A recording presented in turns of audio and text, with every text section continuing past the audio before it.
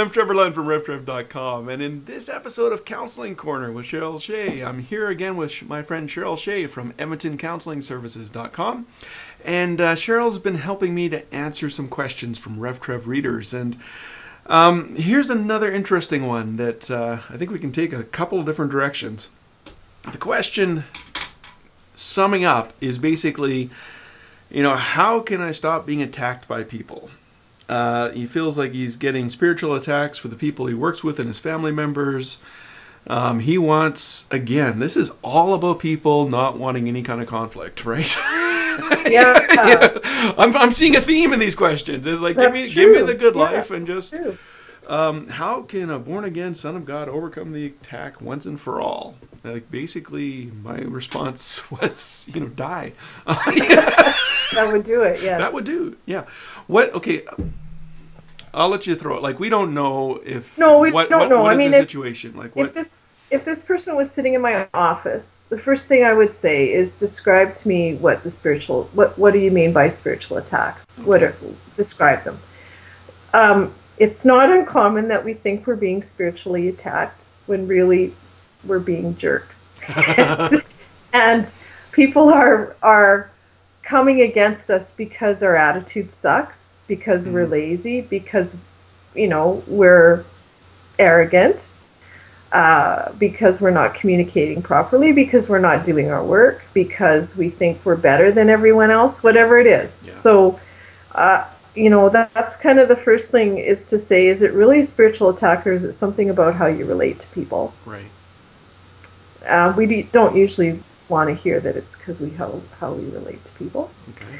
The other thing that came to mind too about this is, are we perceiving things as spiritual attacks that are just kind of no conflict in relationships?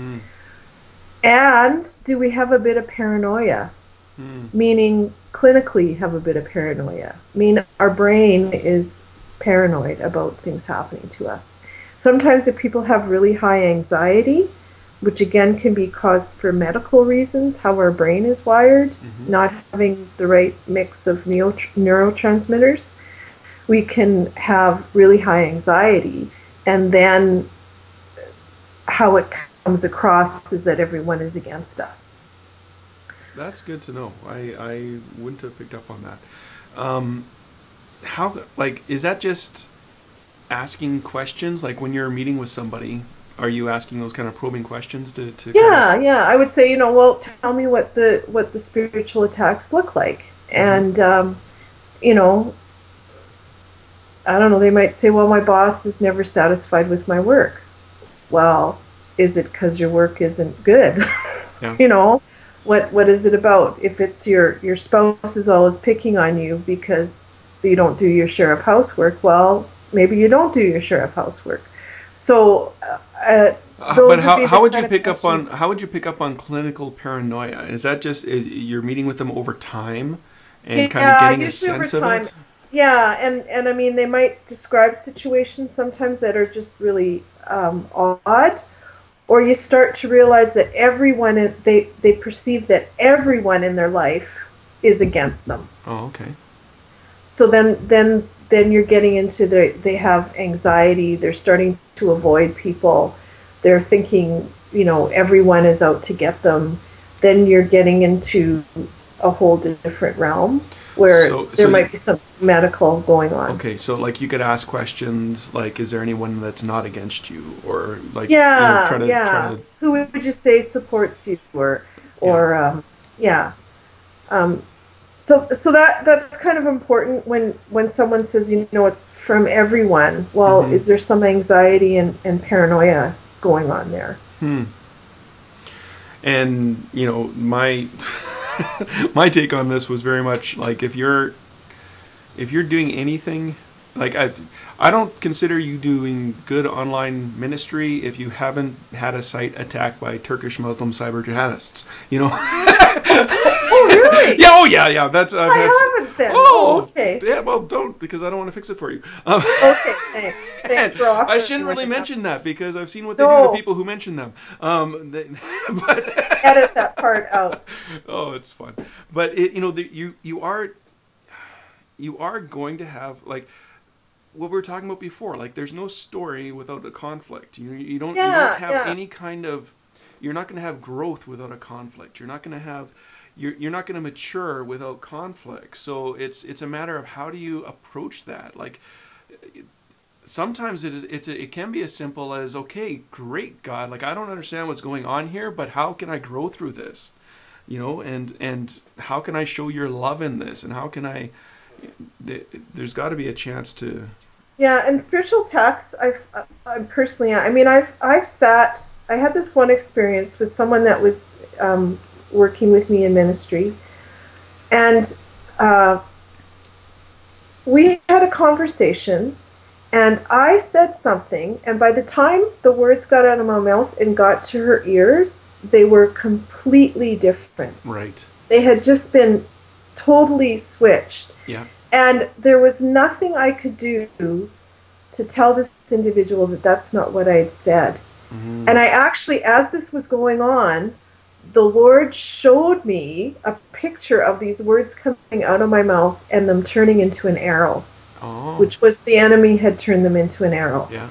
And it was really weird. And one of the things that I find for me that's been helpful in discerning if something is a spiritual attack is if I'm being a healthy relating person and weird relational stuff is going on, mm-hmm. and it's weird that you can't really explain it. Okay. Then that's a sign of it being a spiritual attack. If there's lots of confusion and lots of weirdness when there really is no reason for it to be there, okay, then that definitely is a spiritual attack. But then you've got to go back and go, is there a reason my family is all against me? Yeah. Am I doing something? You know, am I not communicating? Am I being self-centered? You know, is my boss and everyone at work against me because I'm not carrying my share of the load? Because I'm talking to them about Jesus all the time and we're not getting the work done we need to do. You know, mm-hmm. That's not a spiritual attack. That's you're there to work. Mm-hmm. If God opens the door to over coffee talk with a friend about the Lord, great. But otherwise, you're there to work. So you gotta kind of look at all those factors, and then if it still makes no sense, then it probably is a spiritual attack. And what else? Do you have any other? I've honestly never thought about how to define what a spiritual attack is. I've probably used the term lots.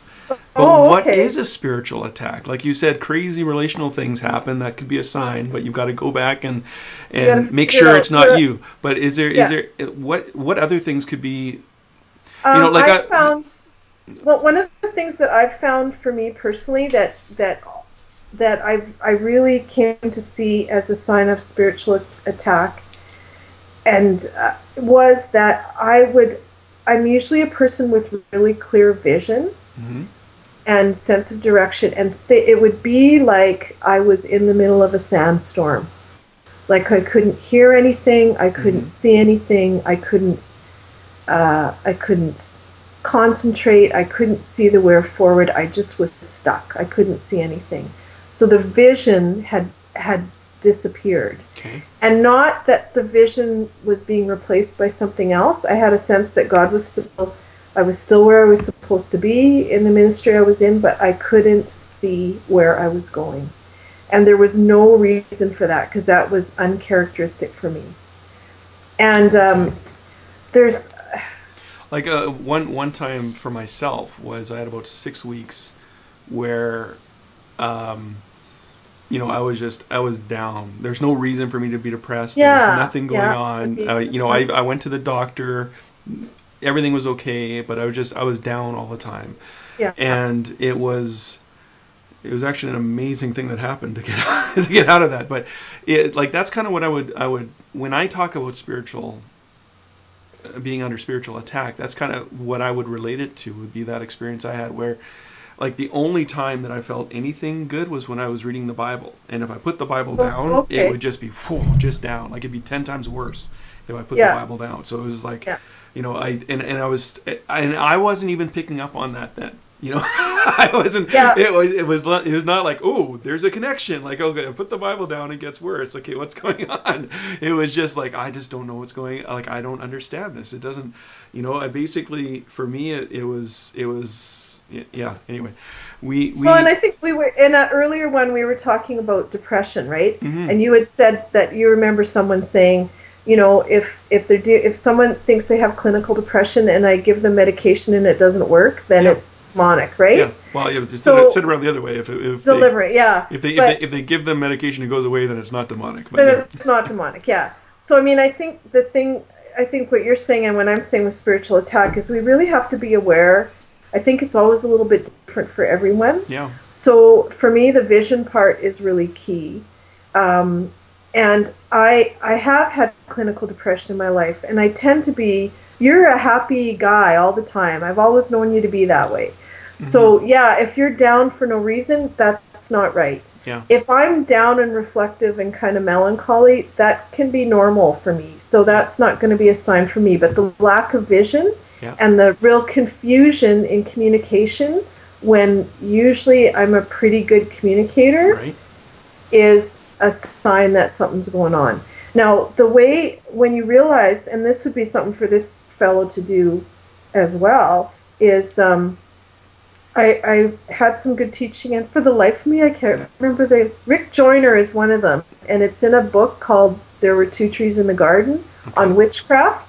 And then there was another guy whose name I can't remember, but putting those two together, one of the things that I learned was, if I'm feeling like I'm under spiritual attack, and I know who it is, what God has told me to do is bless those who persecute me. That's right. So if I know person Y is been saying things against me, then I pray a blessing on them. I forgive them I say, Lord, I forgive them for what they're doing and saying right now, but I choose to bless them. I bless them with your peace and your love and your grace. I bless them with freedom in their life. I bless them with whatever, right? And I found that as I did that oppression left.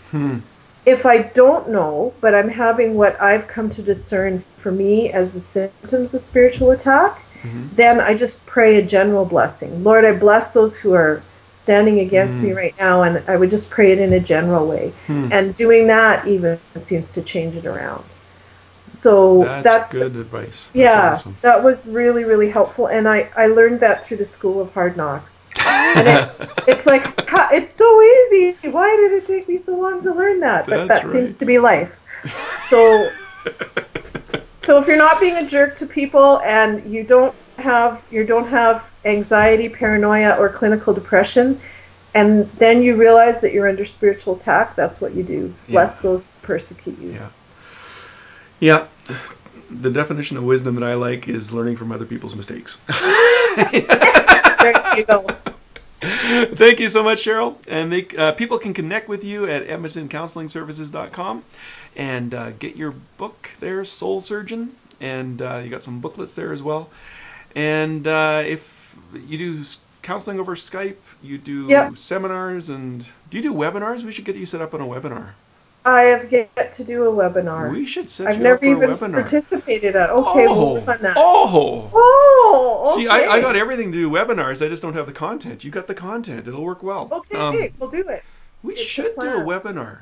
We should. Send in your requests about what you'd like a webinar on. No, we'll call it How to Change Your Husband in 5 Easy Steps. It'll be fun. Especially if someone that's not married. Don't tell them that. Don't tell them that. It's all in how you market. Anyway. Okay, we'll catch you next time, Cheryl. Okay, thanks, Trevor. Bye.